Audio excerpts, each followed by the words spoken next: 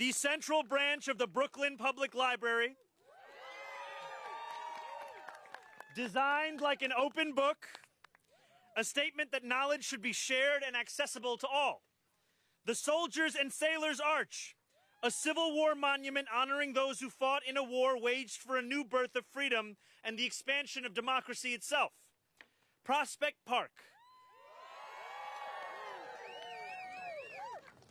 public space built not to be exclusive or ornamental, but to be shared. These are reminders of a belief that once guided this city, that public infrastructure should be generous, beautiful, and open. But a city is not held together by buildings alone. It is held together by trust and by whether people feel connected to the decisions that shape their life. That social infrastructure has been neglected for too long. Too often, engagement is fragmented or symbolic. Too often, people are asked for input, but never see how it shapes outcomes. Today, that changes. With the signing of this executive order, we will be establishing the Mayor's Office of Mass Engagement, a fundamental part of city government dedicated to rebuilding our social infrastructure at scale. This office, combining and reorienting the existing Community Affairs Unit, Public Engagement Unit, and other initiatives, starts from a simple premise. Working New Yorkers know what they need to thrive. Our job is to make sure government listens, consistently and with real consequence. The Office of Mass Engagement will organize participation across this city, proactively reach those that have been excluded, and ensure that public feedback is embedded directly into how we design policies, deliver services, and make decisions. And to lead this work, I am proud to announce that Tasha Van Auken will serve as commissioner.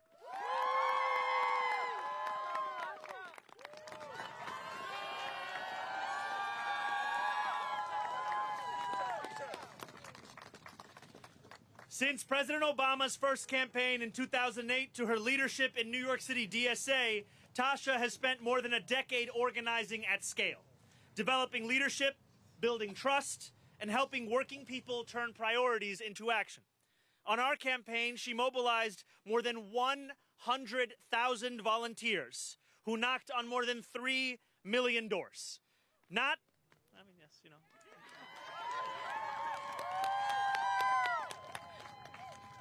Not just to win an election, but to build leadership and a real sense of community across this city. She also spent many years working at the Blue Man Group, which means she brings both organizing discipline and an unusual tolerance for chaos.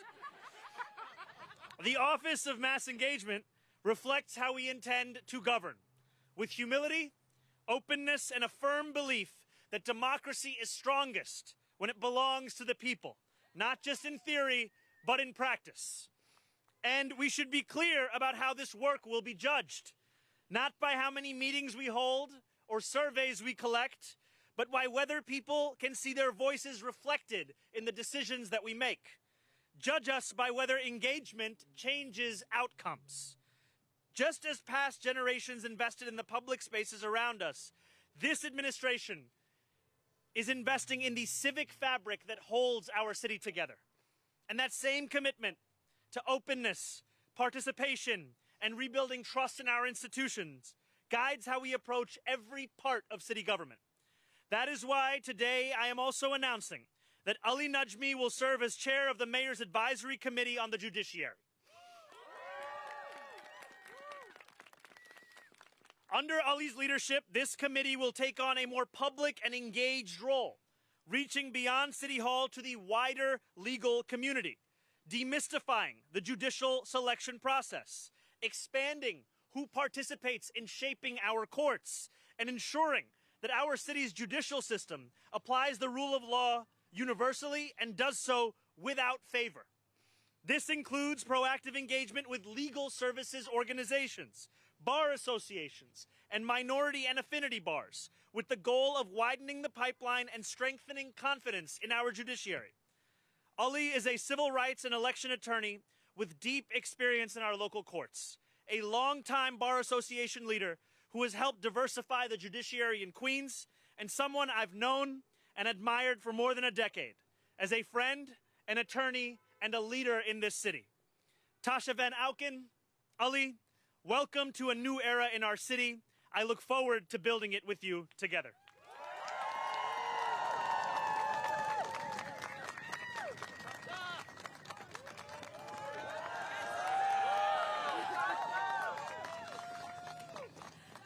Thank you, Mr. Mayor. And thank you to everyone who's here today. As a kid growing up in Park Slope and later Flatbush, the Brooklyn Public Library, this branch, was a constant in my life. Its soaring facade and open entrance felt like an invitation, a promise that knowledge, curiosity, and possibility belonged to everyone. I spent hours inside of there researching school papers, scrolling through microfilm, not to date myself here, but lots of time with microfilm, trying to make sense of the world and my place in it. I didn't know it then, but I was learning something essential, that when public spaces are built with care and openness, they don't just serve cities, they help shape the people who move through them. That lesson deepened for me at Edward R. Murrow High School, where I was profoundly influenced by the late principal Saul Bruckner. He believed fiercely in young people and in the role public institutions can play in helping them find their voice. He taught generations of students that they mattered and that participation wasn't reserved for someone else. And yet, despite that early confidence, I spent many years trying to figure out how to engage politically in a way that felt meaningful, something that went beyond a one-off protest or a single campaign, but built power over time. That clarity started during the first presidential campaign of Barack Obama. It was there that I learned the transformative power of relationships, from learning alongside volunteer leaders to the simple but powerful act of canvassing a stranger. What I learned in 2008 stayed with me through organizing with the New York City Democratic Socialists of America and later serving in government as Chief of Staff to Assemblywoman Farah Souffrant-Forrest. I kept returning to the same question. How do we build participation that lasts, where people don't just show up once, but develop the confidence and the relationships to shape real outcomes? That question came into sharp focus this past year. In Mayor Mamdani's campaign, more than 100,000 volunteers knocked on over more than 3 million doors across the city. But those aren't abstract numbers. They represent millions of conversations between neighbors who might never otherwise have met. They represent relationships built, confidence gained, and civic capacity that will last beyond any single campaign. Many of those incredible volunteers and organizers are standing with us today and everywhere. You all changed New York City, and I'm so grateful to you. At a time when so many people feel cynical, overwhelmed, or isolated, often alone with their phones, we found a way back to one another. Some of the most meaningful moments for me were when somebody would say, "I never thought of myself as political," and then describe the community and purpose that they found through this work. In many cases, it didn't just change how they saw politics, it changed how they saw themselves. That is what brings me to this role and to the work of the Office of Mass Engagement. The Office of Mass Engagement is about taking that ethos and making it part of how government works. It brings together public engagement efforts that have too often been siloed, streamlining them under a single coordinated office with the responsibility to make engagement meaningful across City Hall. It's about organizing participation at scale, strengthening feedback loops so public input shapes policy, and building the relationships and systems, human and digital, that make long-term co-governance possible. As Commissioner, my commitment is simple and serious: to help build a government that works for all New Yorkers, invites them in, and treats their participation as consequential. A government that doesn't just ask for input, but acts on it, and one that helps New Yorkers see themselves not as spectators, but as co-creators of our shared future. I'm deeply honored to take on this responsibility. And I'm excited to build this work alongside the mayor, our partner agency, and most importantly, the people of this city. Thank you.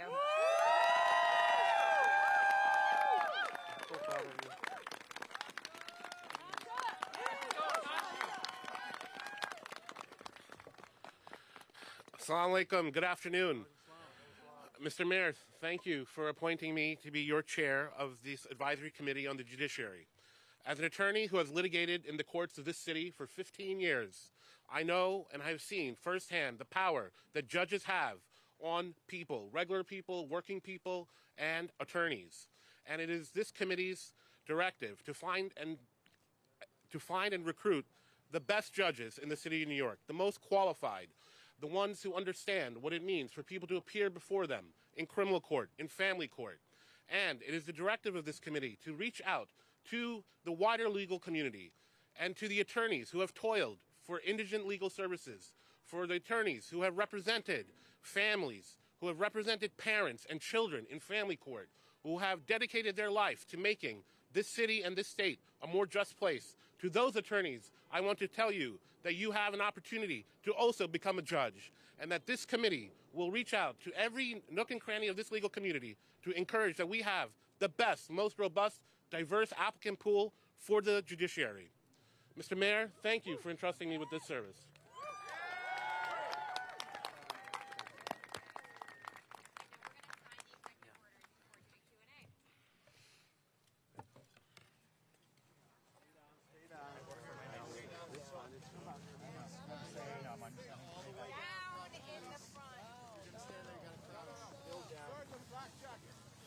All right, guys, get down. Everybody gets the shot. Everyone look at my head. I want someone to squeeze in the middle here. Yellow back, cut down, please. Go, so everybody down. Down. Go. Everyone go down. Thank you.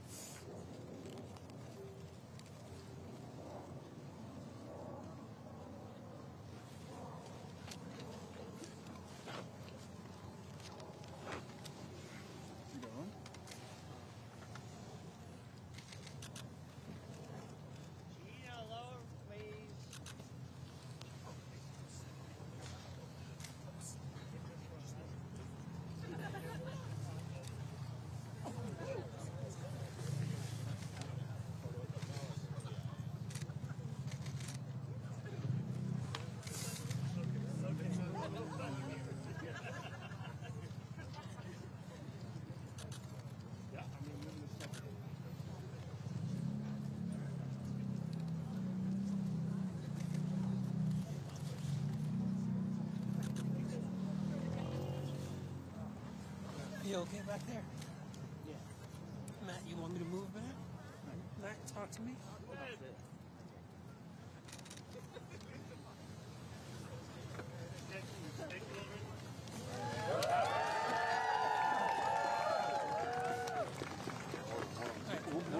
Guys, we need to step back, please. Thank you. Can you have him hold the paper, please? Yes, yes. Oh, he's gonna hold the paper.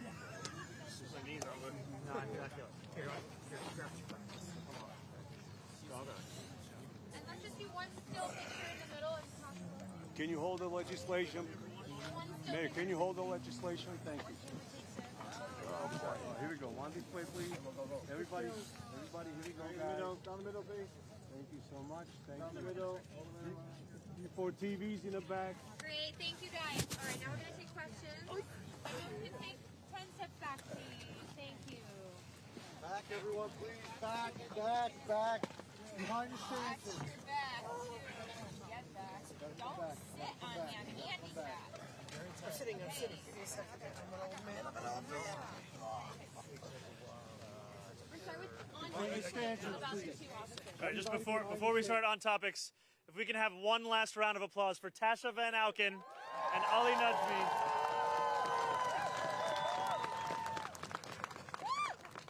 And now we can begin with all the on-topic questions. Mr. Mayor, how you doing? How's it going? Good. A little colder than I thought, so I'm going to put the gloves on for a second. Real leather or vegan? I'm not going to sit for my So the on-topic is about the office, the new engagement office. Obviously, Tasha, you work a lot on the campaign side, and it's like that's separate from government, separate C4, that's kind of marked as volunteer force. Can you explain what are like the legal differences in what you're going to do and what that group is working for? Like, how do they differ? And then a follow-up. So I'll just speak a little bit to it, and if you want to add anything, feel free. You know, the work of civic engagement has existed before today. It has been a part of city government. However, it has often been siloed in different parts of city government infrastructure, sometimes under different offices, sometimes through different initiatives.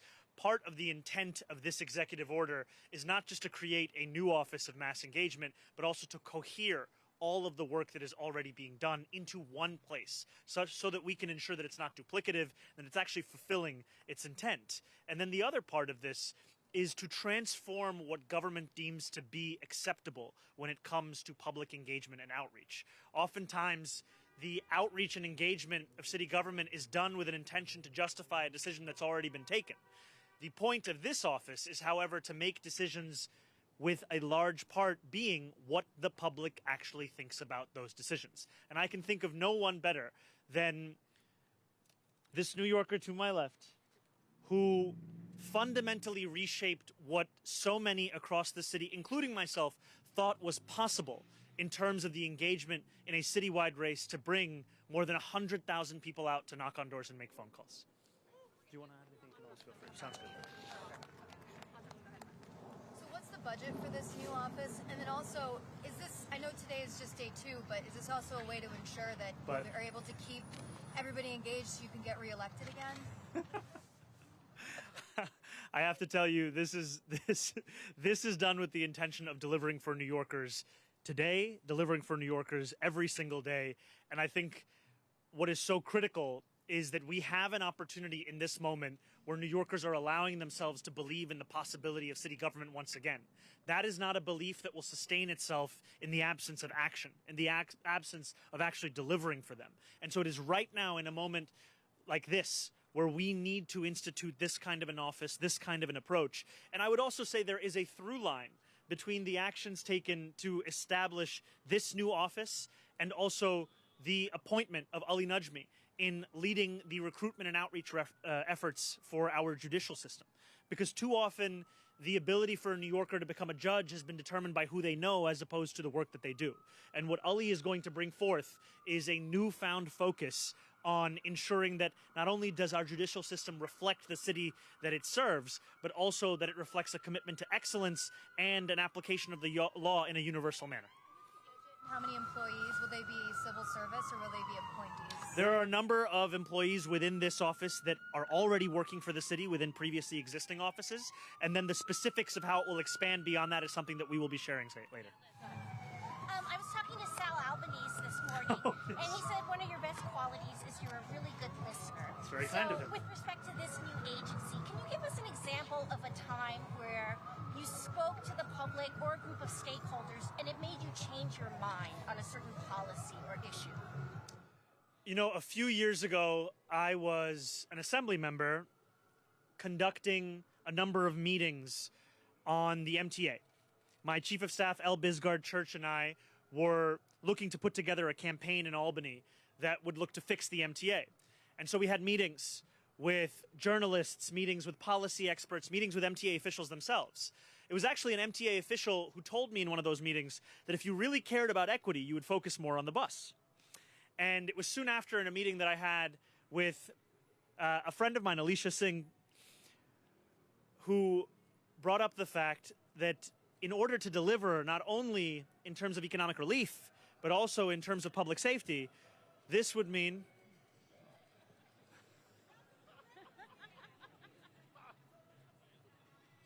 it's a pretty good song.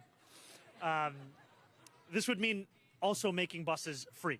And those are meetings that then informed our approach not just to that legislative session, but then actually became a hallmark of the campaign that we ran. To do the same. Yes, and I think this comes back from a belief that too often in politics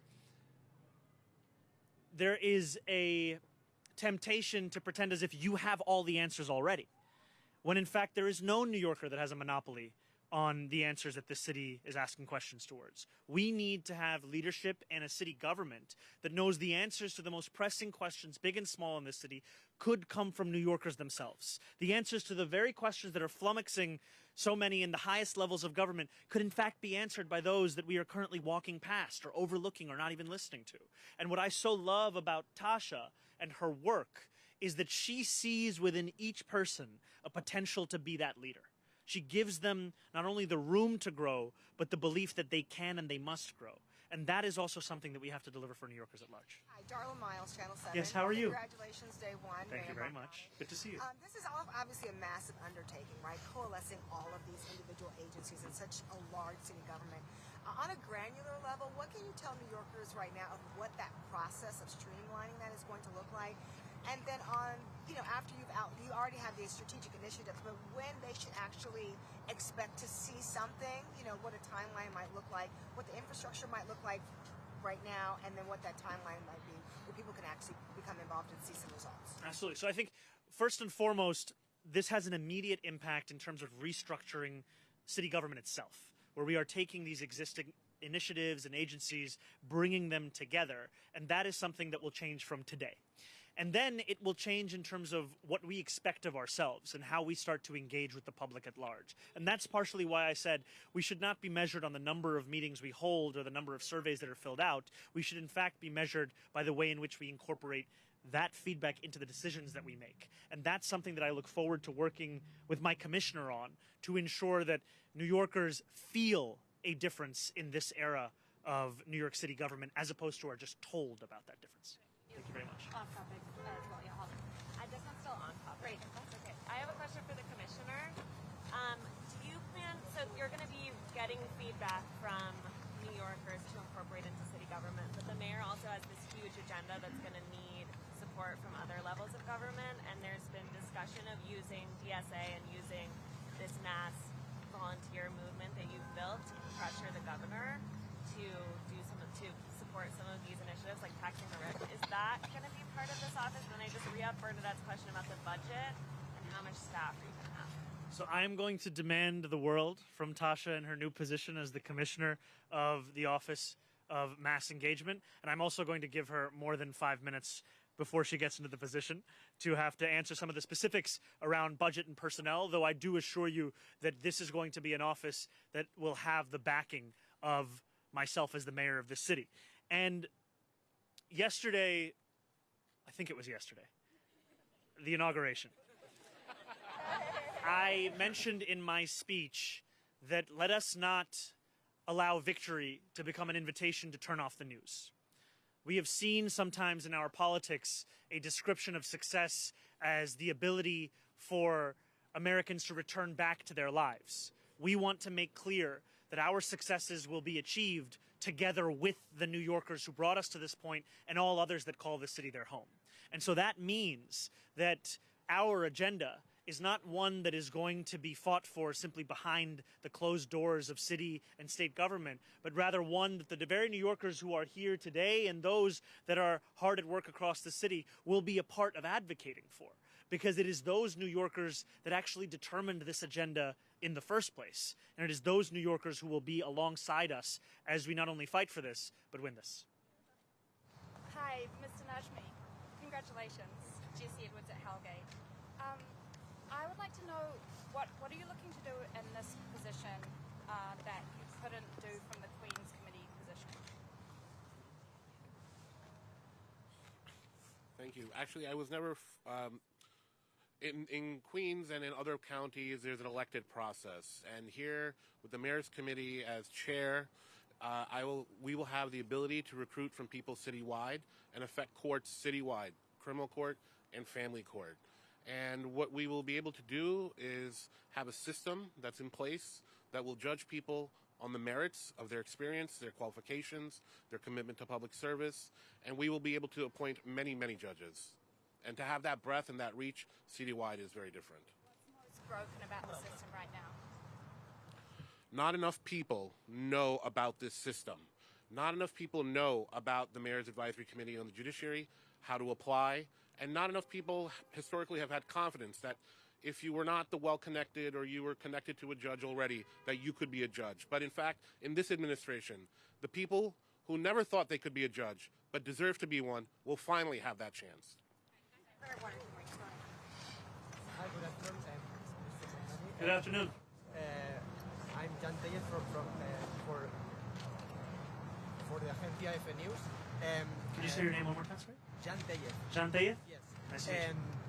What can the Latino community expect from Mayor Mamdani? Thanks.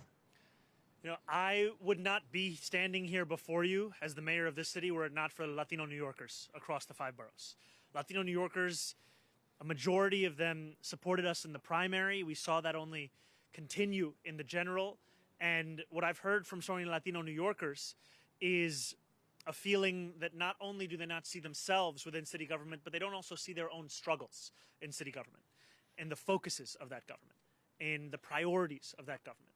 And what we are going to do is to deliver a city government that finally not only looks more like, but is paying more attention to the actual struggles of day-to-day New Yorkers. Latino New Yorkers face the highest levels of housing insecurity of any ethnic group in this city.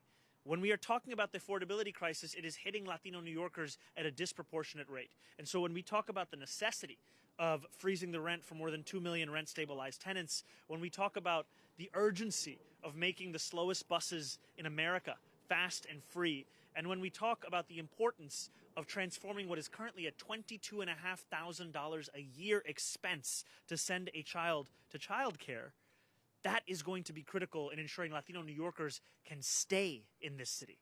Because I have heard from far too many who still call themselves, they are Latino, they still call themselves New Yorkers, but they actually live in Pennsylvania now. They live in New Jersey now. And that is because we have pushed them out of the city. It's time for us to actually not only keep New Yorkers here, but start to make those who left feel like they can actually come home. Jacob, go ahead. Can I ask a two-part question? A few follow up? Yes. So, would you address the criticism on the revoking the 2 executive orders on anti-Semitism? And PDS, some call it intentional. How would you respond to that? And the second part is the IRA definition on anti-Semitism is actually an issue that a lot of major Jewish groups oppose, and they support something else. Is there any measure that you would consider that would define what anti-Semitism is? So I was proud yesterday to sign a number of executive orders that will give my administration a clean slate to get to work on delivering a new era for New Yorkers, one where they can envision living an affordable and dignified life. And my administration will also be marked by a city government that will be relentless in its efforts to combat hate and division. And we will showcase that by fighting hate across the city, and that includes fighting the scourge of anti-Semitism, by actually funding hate crime prevention, by celebrating our neighbors, and by practicing a politics of universality.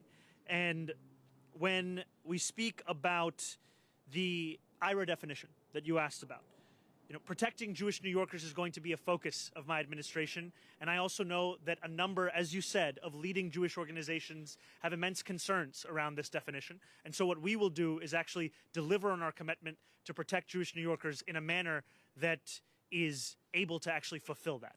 Thank you guys so much. Sorry, there was a second question.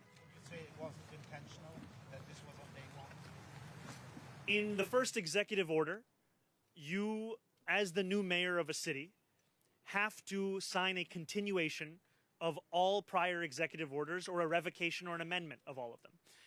And so what we did was to sign an executive order that continued every executive order that predated the moment when our former mayor was indicted, a moment when many New Yorkers lost even more faith in New York City politics and the ability of city government to actually prioritize the needs of the public as opposed to the needs of the person. And what we will now do is showcase that new era to protect each and every New Yorker and to deliver for those same New Yorkers in a manner that they have not seen under prior administrations. Thank you so much. So much for everyone.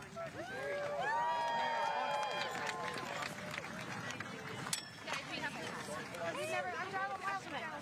Dora, good to meet you. Guys, we have to keep a little bit of space. Thank you. I'm sorry.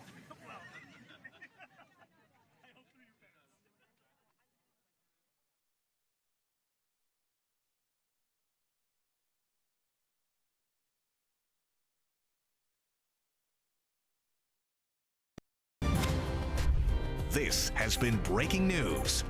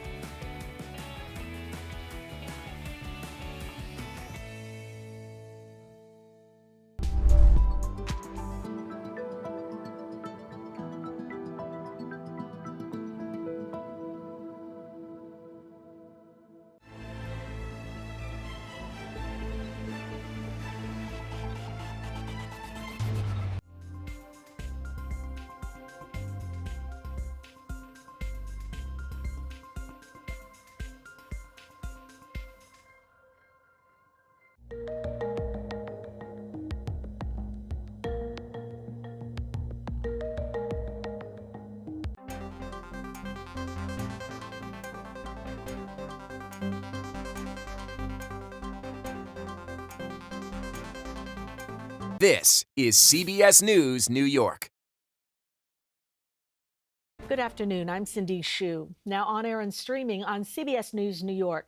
Right now, we start the newscast with the Arctic air that we're feeling across the tri-state area. If you're spending any time outside, you need to bundle up. Feels like temperatures are in the teens and even the single digits in some areas. And some could see snow flurries this weekend. Hi, everyone. Tony Sadiq with an update on your first alert forecast. Happy Friday, by the way. And it's a frigid Friday as we continue to deal with basically the impacts that cold front that moved through for the first of the year. It's still sticking around. So it's an Arctic chill